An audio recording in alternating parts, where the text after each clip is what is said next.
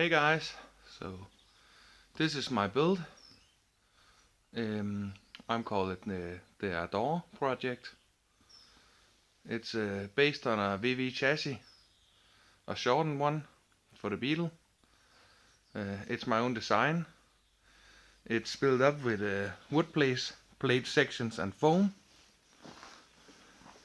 the old-fashioned way.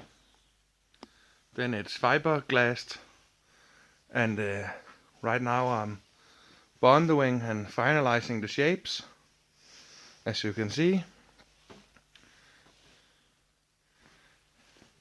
it's pretty going slowly. Now it's winter outside and it's pretty cold.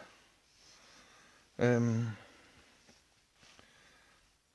the moment I'm working on the rear to finding the last shape, especially the round one here. And then I'm working on the fender. It has a bolt or something I don't like here, so I need to correct that and find what I really like and feels right. And then I'm still working on whether I have to get a sharp line here on the fender, down here and all the way down to both fenders. Then when it's done and I have found that, I will copy this over here to the other side where I still haven't put Bondo on yet. And the reason for that is, well, it's gotta look the same on both sides, so why do the job twice?